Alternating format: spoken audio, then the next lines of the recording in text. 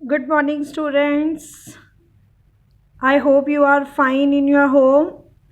So, today we will start a very interesting chapter, that is chapter number 4, metals and non-metals.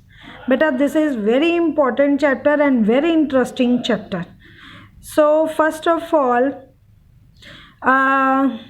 मैं आपसे जानना चाहूँगी, I would like to know, do you know which thing is solid, which is liquid, which is gas? All you know about it. ठीक है, solid जो होते हैं वो हार्ड होते हैं, लिक्विड जो होते हैं वो फ्लो करते हैं, मतलब उनके जैसे वाटर है वो लिक्विड में आ जाता है। तो जो गैसेस है वो हमें नज़र नहीं आती, लेकिन हाँ कलरफुल गैसेस जो है वो हमें नज़र आती हैं।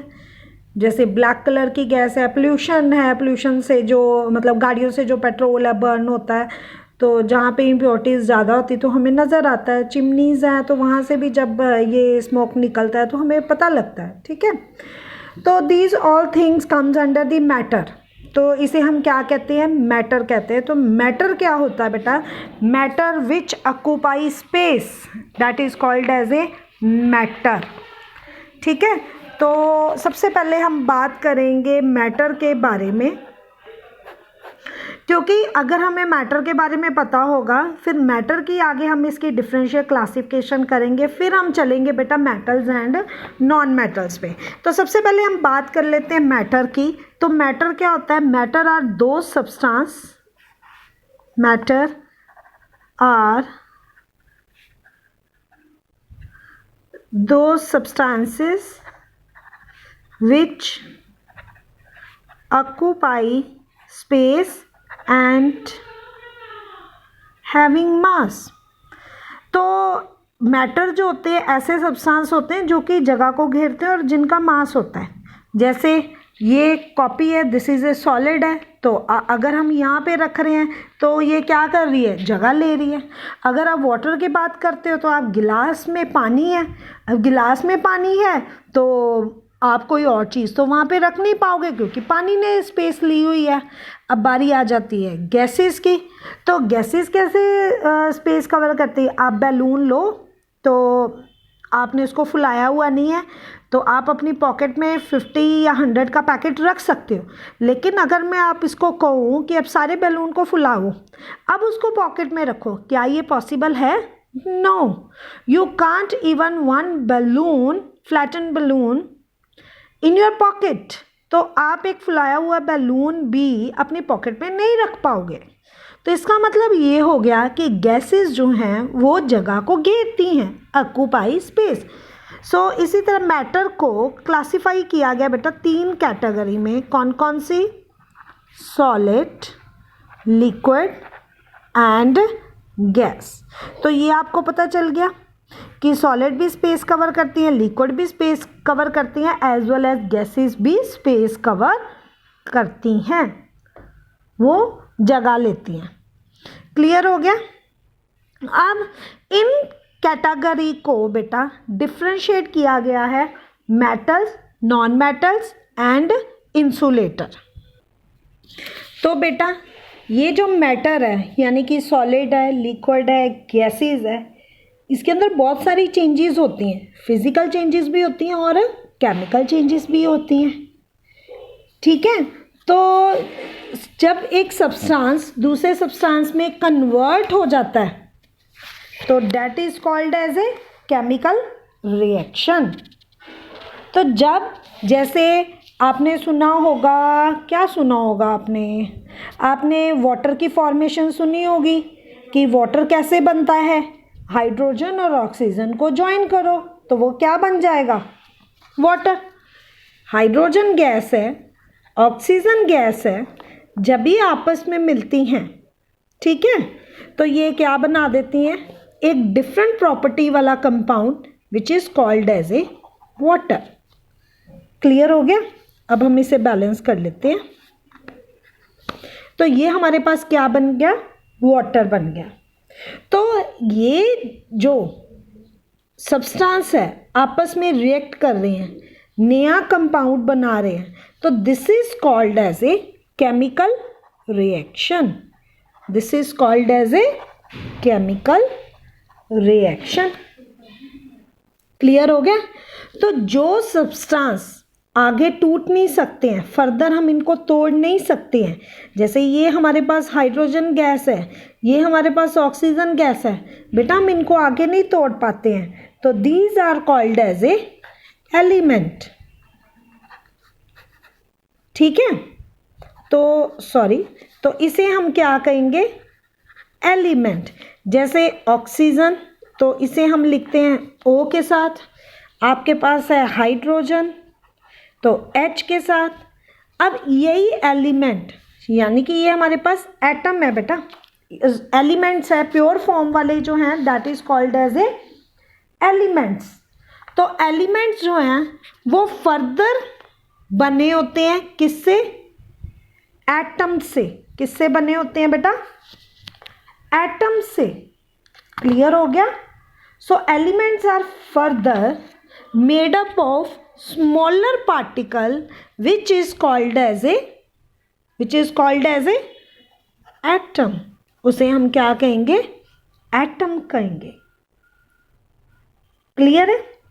सो a substance which cannot be broken down into further simple substance, आगे सिंपल सब्सटेंस में जो नहीं टूट सकता with the help of chemical reaction, that is called as an element. An element is further classified या simplified आप कह सकते हो, आप ये भी कह सकते हो कि ये एलिमेंट जो हैं जो छोटे छोटे पार्टिकल से बने होते हैं, तो they are called as a an atom. उसे हम क्या बोल देंगे, एटम। क्लियर हो गया। अब बेटा हमारी अर्थ पर टोटल जो हैं 100 एलिमेंट्स हैं। क्लियर है। 92 इसके अंदर तो हमें नेचर से मिले हैं, यानी कि नेचुरल एलिमेंट्स हैं, नेचुरल एलिमेंट्स हैं। अब बाकी जो लेफ्ट है, कितने रह गए हमारे पास, ये रह गए बेटा 26 एलिमेंट्स जो हैं वो क्या हैं, मैन मेड। आपने बहुत सारी चीज़ें सुनी होंगी, आपने हाइड्रोजन सुना है, क्लोरीन सुना है, सोडियम सुना है, पोटाशियम सुना है, आयरन सुना है, मैग्नीशियम सुना हुआ है, कैल्शियम सुना हुआ है ना। कैल्शियम तो हमारी बोन्स को स्ट्रांग बनाता है, आयरन हमारे ब्लड के अंदर होता है। तो ये सारी चीज़ें किसके अंदर आ जाती हैं, एलिमेंट में। क्लियर हो गया। तो अब आपको पता लग गया कि ये जो हमारी अर्थ है इसके अंदर टोटल कितने एलिमेंट सर्च हुए हैं, 118। 92 इसके अंदर नेचर से मिले, 26 जो हैं वो मैन मेड है। क्लियर हो गया बेटा। तो अब इन्हीं एलिमेंट को ज्वाइन कर करके ही इतने सारे कंपाउंड्स बने हैं। ठीक है। तो ये एलिमेंट जो हैं ये क्या बनाते हैं बेटा, मॉलिक्यूल्स हैं। एटम जब ज्वाइन करते हैं तो अभी हमने बात की कि ये जो एलिमेंट्स हैं ये छोटे छोटे पार्टिकल से बने हैं, and that particle is called as an atom.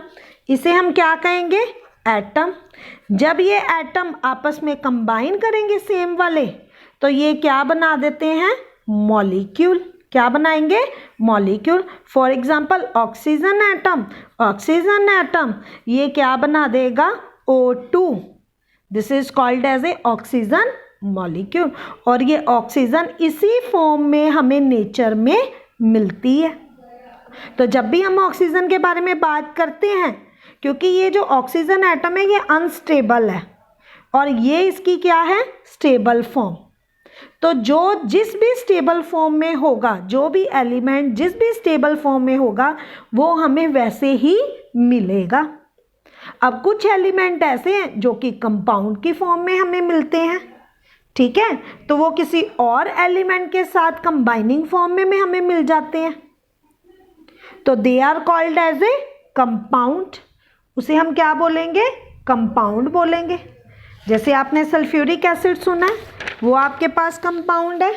Calcium carbonate सुना है, वो आपके पास क्या है, कंपाउंड है। क्लियर हो गया ना बेटा।